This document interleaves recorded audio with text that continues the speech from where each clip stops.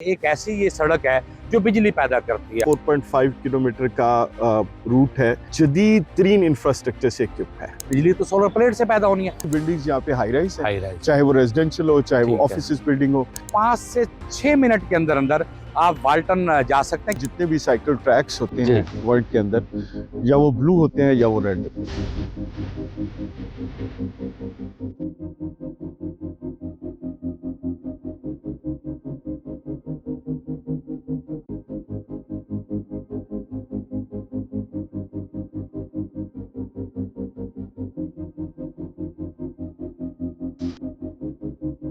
अस्सलाम वालेकुम, मैं हूं आमिर नवीद चौधरी और आप देख रहे हैं एक्सप्रेस न्यूज़। इस वक्त हम मौजूद हैं कलमा चौक के साथ वाक़ सेंट्रल बिजनेस डिस्ट्रिक्ट की एंट्री पॉइंट पर। Central business district Punjab government का एक स्टेट ऑफ आर्ट मंसूबा है। CBD में जहां पर हाई राइज बिल्डिंग्स बननी है, दीगर चीज़ें बननी है, लेकिन सबसे अहम जो यहाँ पर बात की जा रही है वो रूट 47 है कि रूट 47 एक 4.5 किलोमीटर तवील एक सड़क है, जिसमें 1 किलोमीटर तवील फ्लाईओवर शामिल है। रूट 47 कलमा चौक से शुरू होकर वाल्टन रोड पर जाता है। सूरत हाल ये है कि लाहौर में जहाँ पर दीगर मसाइल है, वहाँ पर ट्रैफिक एक बड़ा इशू है कि ट्रैफिक जाम रहना मुख्तलिफ रूट्स पर वो एक मामूल की बात बन चुकी है। अब CBD के रूट 47 से जो 4.5 किलोमीटर है, जो कलमा चौक को लिंक करेगा वाल्टन के साथ, ये देखें कि ये फिरोजपुर रोड सामने हमारे साथ किनार रोड पे, यहाँ मेन बुलेवार्ड गुलबर्ग से जा सकते हैं और CBD के बाप डिस्ट्रिक्ट पे हम इस सड़क से जाएंगे। साथ CBD का फेज़ 1 और 2 है। जिस पॉइंट पे हम खड़े हैं, यहाँ से ये 4.5 किलोमीटर तवील जो है सड़क शुरू होती है, जिसमें फ्लाईओवर भी एक शामिल है। जहाँ पर ये शहर के एक इलाके बड़ी आबादी को दूसरे आबादी से लिंक करेगा। इसके बनने से ये आबादियाँ जिनका ट्रैवल पहले ये लोग कलमा चौक से या वाल्टन कैंटी की तरफ से जाते थे DHA, या कलमा चौक से जाना था कैवलरी की तरफ से, तो उसमें उन्हें काफ़ी टाइम लगता, 20 से 25 मिनट, ट्रैफिक जाम की सूरत में 30-35 मिनट भी लग जाते थे। आप कलमा चौक से इस पे एंटर हों और आप 5 से 6 मिनट के अंदर अंदर आप वाल्टन जा सकते हैं, क्योंकि यहाँ speed limit 50 kilometre per hour रखी गई है। जो रूट 47 है, इस पर कहा जा रहा है कि एक ऐसी ये सड़क है जो बिजली पैदा करती है। हम मुख्तलिफ मीडियम्स पे देख रहे हैं जो बिजली पैदा करी सड़क। अब देखना ये है कि सड़क किस तरह बिजली पैदा कर सकती है, कि क्योंकि अफवाहें हैं कि सड़क से बिजली पैदा की जा रही है। इस सड़क से तो बिजली तो सोलर प्लेट से पैदा होनी है। CBD के रूट 47 के 0 पॉइंट पर हम मौजूद है, जो यहाँ कलमा चौक से शुरू हो रहा है। जो इलाके इससे लिंक होते हैं वो बैकग्राउंड में आप उस पर देख सकते हैं साइन बोर्ड पर। अब ये यहाँ से शुरू होकर कहाँ तक जाता है, आए इस हम सफ़र का आगाज़ करते हैं और इसमें किस तरह बिजली भी बनाई जा रही है ये भी हम देखते हैं। CBD के रूट 47 पर यहाँ से हम अपने सफ़र का आगाज़ करते हैं। 0 पॉइंट है और यहाँ से ये देखते हैं कि 4.5 किलोमीटर तवील इस रूट 47 की इनफरादियत क्या है, इस और इसके इर्द गिर्द क्या क्या है, और रूट 47 क्या इनफरादियत रखता है अपने आप में, और इससे किस तरह जो है शहर की ट्रैफिक पर बेहतरी इसमें आएगी सिस्टम में। CBD के रूट 47 के फ्लाईओवर पे एंटर हो चुके हैं। कुछ ही आगे जहाँ के जो एग्जीक्यूटिव डायरेक्टर टेक्निकल हैं रियाज हुसैन, वो हमारा इंतज़ार कर रहे हैं। उनसे हम इस प्रोजेक्ट के बारे में पूछेंगे कि ये सड़क किस तरह मुनफरिद है और यहाँ पे किस तरह ये बिजली पैदा करेगी और इसकी अहमियत शहर की ट्रैफिक के लिए क्या है। अब इसकी क्या तफसीलात हैं, इसकी क्या कास्ट है प्रोजेक्ट की, और इसके के फेंस का क्या मकसद था, इसका नाम 47 रूट क्यों रखा गया।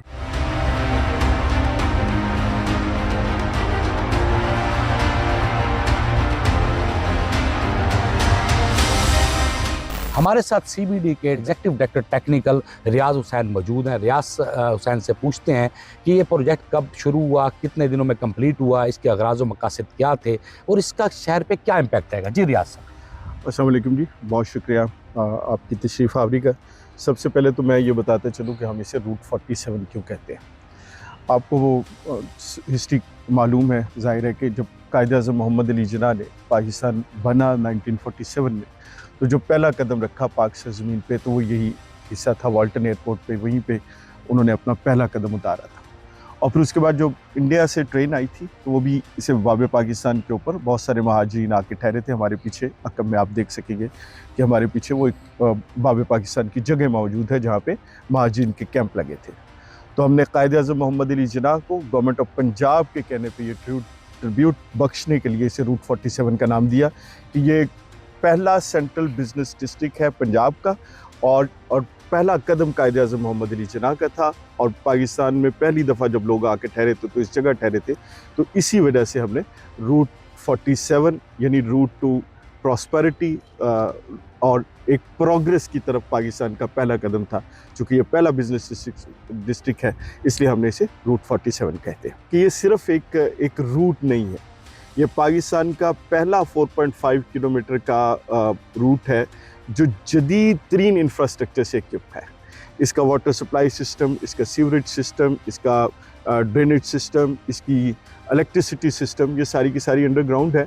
और ये पहला डिस्ट्रिक्ट है जो कि मॉडर्न टेक्नोलॉजी यानी 700 फीट से लेकर 300 फीट तक की यहाँ हाई राइजेस आनी है, तो उन सारे इंफ्रास्ट्रक्चर को सपोर्ट करता है, ना सिर्फ इलेक्ट्रिसिटी की मानद में बल्कि सारी की सारी इम्यूनिटीज़ जिसमें आपकी ICT रिक्वायर्ड्स होती हैं, आपको इंटरनेट की रिक्वायर्ड्स होती हैं, सिक्योरिटीज़ रिक्वायर्ड होती हैं।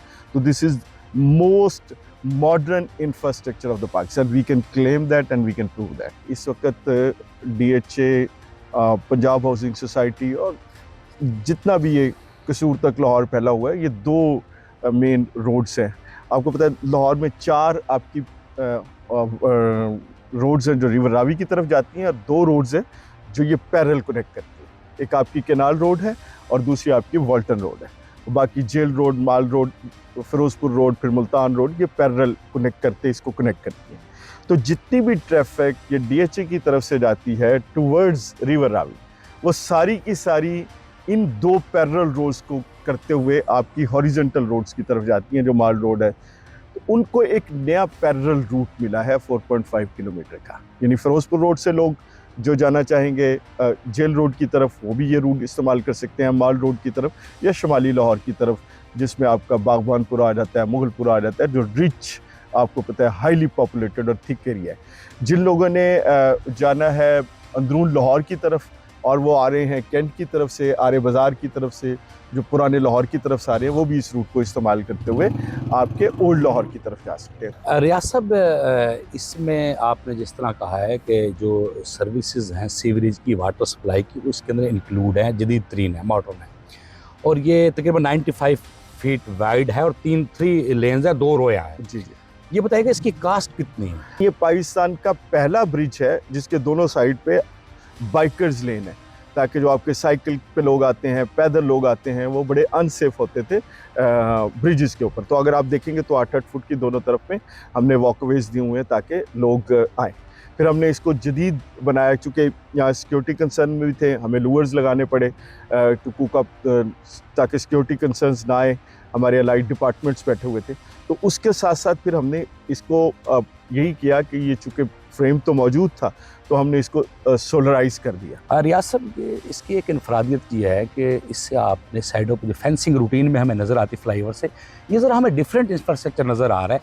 इसका बताएं कि ये किस लिए इसकी ज़रूरत पेश आई है? तकरीबन 10 फुट से ज़्यादा इसकी हाइट है और ये बाइकर्स लेन भी, ज़रा ये बताएं। देखिए, आपको पता है ये कैंट एरिया में हम फॉल करते हैं, तो हमारे अलाइड डिपार्टमेंट्स हैं लेफ्ट राइट। तो हमने जब ये ब्रिज बनाया था तो हमें ये सिक्योरिटी कंसर्न्स की वजह से कहा गया था कि यहाँ के आपने 8-8 फुट के ऊंचे लूअर्स इंस्टॉल करने। ठीक है। जब हमने लूअर्स इंस्टॉल किए तो विंड प्रेशर की वजह से उस लूअर्स को सपोर्ट करने के लिए हमें ये फ्रेम देना पड़ा। जब हमने ये फ्रेम देखा तो हमने तो इसको अपॉर्चुनिटी के तौर पे लिया, तो हमने इसको डिज़ाइन में शामिल किया कि हम इसके ऊपर सोलर पैनल्स इंस्टॉल करेंगे और इलेक्ट्रिसिटी जनरेट करेंगे। जब हमने कैलकुलेशंस की तो ये तकरीबन 1 मेगावाट इलेक्ट्रिसिटी प्रोड्यूस करता है, जो मेरी स्ट्रीट लाइट्स हैं, जो मेरे ऑफिस के खर्चे हैं, जो मेरे लोग और कंस्ट्रक्शन कर रहे हैं, उन सब की एनर्जी डिमांड को कोप अप करता है। तो हमने इसको अपनी कॉस्ट के अंदर शामिल किया। बिल्कुल। आपने कॉस्ट का क्वेश्चन किया था, तो ये 9 बिलियन में हमने कॉन्ट्रैक्ट किया था विद NLC। हमारे पास चूँकि ये मैंने बताया कि we were working in a sensitive area, तो NLC हमने G2G इसका कॉन्ट्रैक्ट किया था, जिसको हमने 7.8 बिलियन में कंक्लूड किया। तो 1.2 बिलियन की इस पूरे इंफ्रास्ट्रक्चर में हमने सेविंग भी की। अच्छा रियाज साहब, हर तरफ बड़ा चर्चा है जी, ऐसा रोड जो बिजली पैदा करेगा। लोगों के कन्फ्यूजन ये है, ये वो स्ट्रक्चर है जो आपने एक फेंस के तौर पर साइड पर लगाया था, जी और जिसकी सेफ्टी जो बेहतर करने के लिए या उसे ग्रिप करने के लिए ये एंगल्स एक्स्ट्रा एग्जिस्ट हुए। जी तो फिर आप लोगों के ख्याल आया कि इसका यूज़ किया जाए, इसे जी, यूज़फुल बनाया जाए। जी तो अब ये जो ऊपर रिजवान साहब दिखाइएगा कि ये ऊपर ये जो स्पेस है यहाँ पे सोलर पैनल लगेंगे। लोगों का अमूमन इसमें कंसेप्ट ये आ रहा है कि शायद जिस तरह जापान या चीन में एक आधा तजर्बा कि रोड पे कुछ जनरेशन हो रही होगी, ये रोड आम रोड की तरह ही है, और यहाँ इस रोड पे गाड़ी चलने से कोई बिजली पैदा नहीं होनी। ये जो स्ट्रक्चर लगा हुआ है इस पे सोलर प्लेटें लगेंगी तो तब बिजली पैदा होगी। सिर्फ यही नहीं जी, जितने वॉकवेज हैं दे शुड बी शेडेड, ताकि लोग आराम से गर्मियों के अंदर एग्जैक्टली आप तो वो शेड करने के लिए भी हम इसको सोलर पैनल के साथ मुज़य्यन बिल्कुल करेंगे।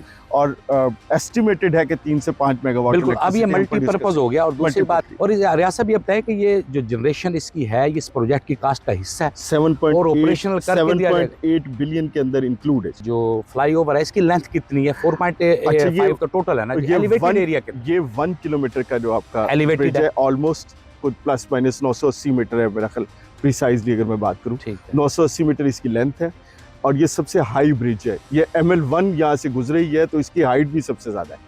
नॉर्मली ब्रिजेस की हाइट इतनी नहीं होती, चूँकि ये ML1 का रूट था। जब हम रेलवे के पास गए तो हमें ये ऊंचा जाना पड़ा, इसलिए इसकी रैंप्स की लेंथ भी ज़्यादा है बिकॉज ऑफ द हाइट। ये मेरा ख्याल 16 मीटर मतलब ये हाईएस्ट भी है, हाईएस्ट भी है जी, और विड्थ भी इसकी एक्स्ट्रा है क्योंकि इसमें बाइकर लेन्स भी ऐड है।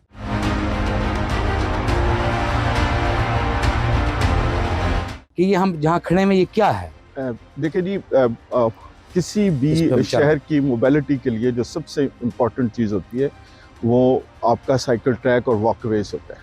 बिकॉज आपको पता है कि ये हमारे लेफ़्ट और राइट साइड पे, दोनों साइड पे हाई राइज बिल्डिंग्स हैं।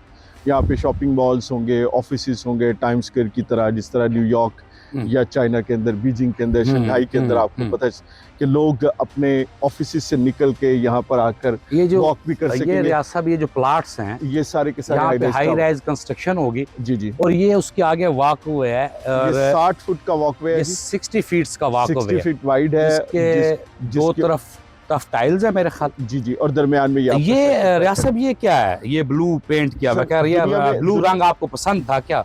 जमीन पे दुनिया में जितने भी साइकिल ट्रैक्स होते हैं वर्ल्ड के अंदर, या वो ब्लू होते हैं या वो रेड होते हैं, लेकिन जिस पे अब हम इस वक्त मौजूद हैं जी जी, ये साइकिल ट्रैक, और ये कोई मखसूस पेंट है इसका?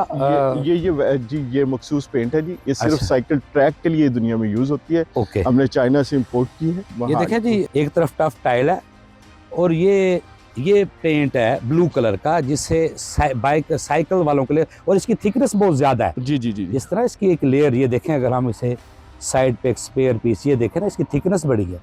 अच्छा, ये रियासत ये ऑल सीजन है और इसमें वेदर रेजिस्टेंस भी है। हमारे यहाँ टेम्परेचर आपको तो 50 को टच कर जाता है। वेदर रेजिस्टेंस है जी। ठीक है। और ये ऑल सीजन है, आपने देखा हो ये मई में है और ये इंशाल्लाह ठीक रहेगा। तो ये वैसा तो नहीं होगा जो लाहौर में एक कलर जो है बारिश में भूल गया था? नहीं, वैसा तो नहीं होगा ये? बारिश में नहीं। और इसको हमने धोया भी है, तो अल्लाह नहीं करे ऐसा हो। अगर होगा भी, खुदा ना खास्ता, अल्लाह ना करे ये कभी होगा नहीं, अगर हुआ तो वी हैव अ वारंटी।